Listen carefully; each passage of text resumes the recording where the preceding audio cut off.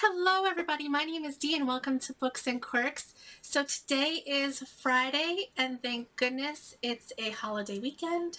So I'm very excited to have 3 days of just relaxing, hanging out with friends, and just doing hopefully a lot of reading as well.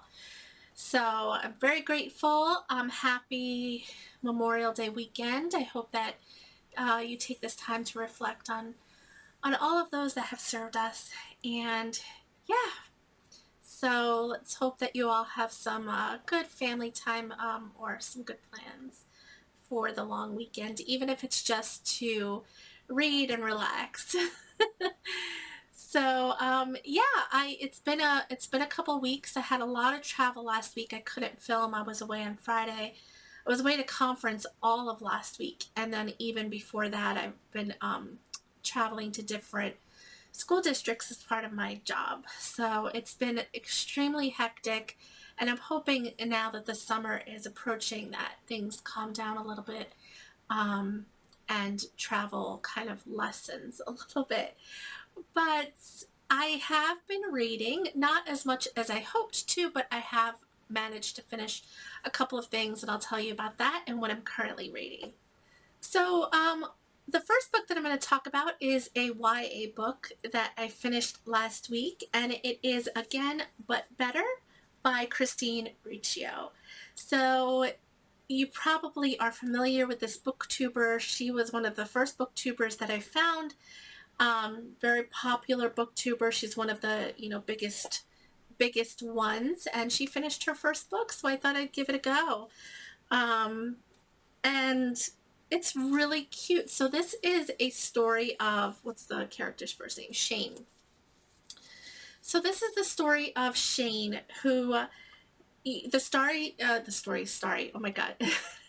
The story starts off with Shane going off to study abroad during her first year of college. So she goes to London, and her experiences in London, she kind of tricks her parents into thinking that she is entering a pre-med program in London when actually she is entering a creative writing program in London. Her parents have very strict, expectations for her future. And it's really a fun time. Every weekend they go, take weekend trips to, Paris and Edinburgh and Italy. So it's a lot of fun to follow her adventures. There is a little bit of romance. So the character is 18/19, I guess, in this book. And yeah, and then something happens, and there is a fantastical twist, like 2/3 into the way of the book. So there's a hint of fantasy in there when something happens, and I don't want to spoil it, so I won't give away any more, just to say that I enjoyed it. It was cute. It was a quick read. I read it in a day and a half. It's not a very big book at all, and the print is rather large. It's only 350 pages, but like I said, the print is really big. So I don't know if you could see that, but it's it was a good read. It was light and fluffy and what I needed at the time. With work being so hectic, sometimes I just like something that I really don't have to think a whole lot about. So that was my YA read last week. In addition to that, I finished the third book in the Bear and the Nightingale series, which is called The Winter of the Witch. And this is the third book by Catherine Arden in that series, and this concludes the series. So now, the first two books, The Bear and the Nightingale, is the first book, and The Girl in the Tower is the second book, and I read those books in physical form.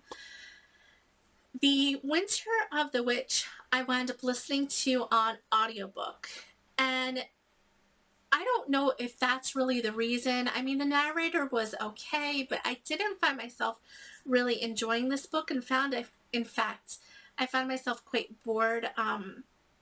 I don't know. It seemed like there was a lot of nothing happening in the book. I mean, it was just slogging along. So I have to say that while I enjoyed the series as a whole, and I really loved the first two books. I mean, the first book was my favorite. The second book was pretty good. This third book, though, I just thought was kind of okay. I rated it 3 stars. I finished it only yesterday. Um, it was a long audiobook. It was like, I don't know, 16 hours, something like that. So, it was just okay. I don't want to give away any of the plot because it's obviously spoilers. But like I said, the Bear and the Nightingale series is a fantasy series centering around Russian folklore. So it obviously takes place in Russia, and it follows the main character of Vasya. In the first book, Vasya is a young girl, and as the series goes on, she grows into adulthood. But um, as a young girl, Vasya has a special gift of being able to see the fantastical creatures that live amongst humans that a lot of humans may not be able to see. Um, and she's able to communicate with them and things like that. So I really love this series as a whole. It's just that the third book I didn't really enjoy that much. But I still recommend it if you like fantasy, if you like Russian folklore. This is definitely the series that has those elements to it. Okay, so now I'm going to get into what I'm currently reading, and the first book that I'm going to be talking about is Sleeping Beauties. This is a library copy, so hopefully the glare isn't too much, but this is a book by Stephen King and his son, Owen King, and it's huge, just like a lot of Stephen King's books.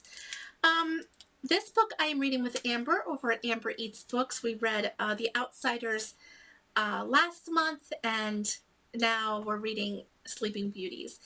This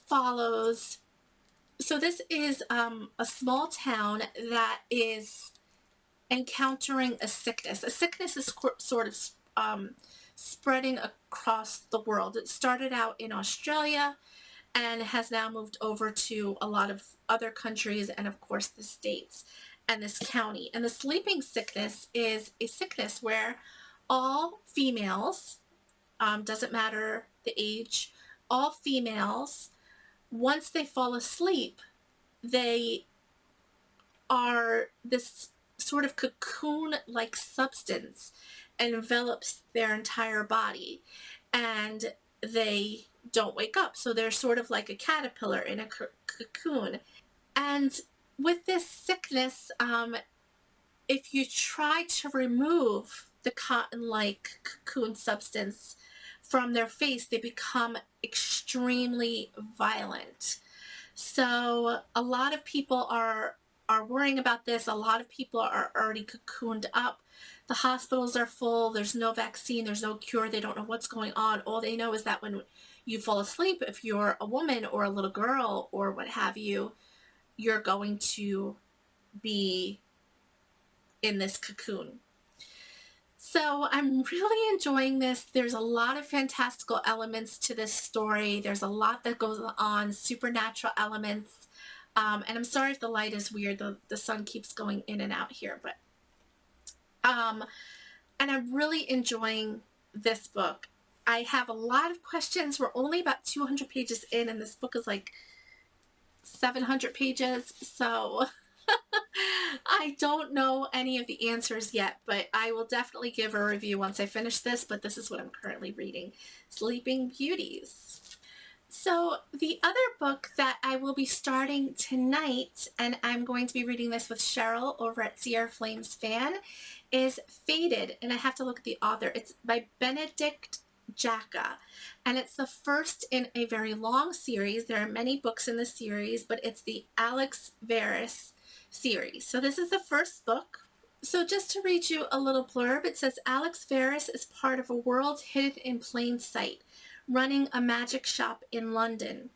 And while Alex's own powers aren't as showy as some mages, he does have the advantage of foreseeing the possible future, allowing him to pull off operations that have a 1,000,000 to 1 chance of success.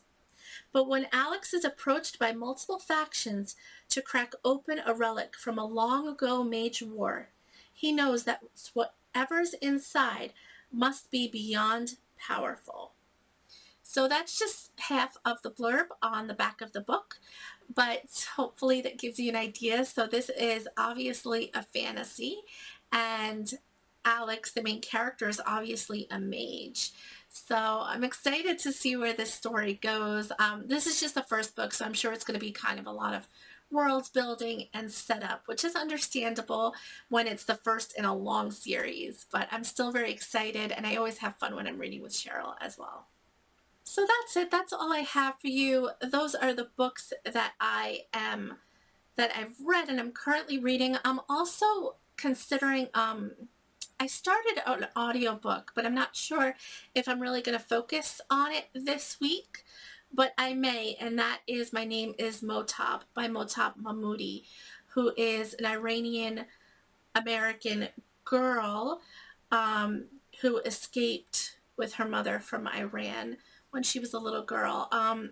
There was a movie made in the 1990s, I think it was the 90s, called Not Without My Daughter, starring Sally Field, and that movie is based on this story. But Mahtob is now an adult, obviously, because this happened in the late 70s, early 80s. She's now, but this is a book that was published a few years ago. It's kind of her own words, her own memories and experiences of what happened when she was a little girl. So that is kind of a maybe.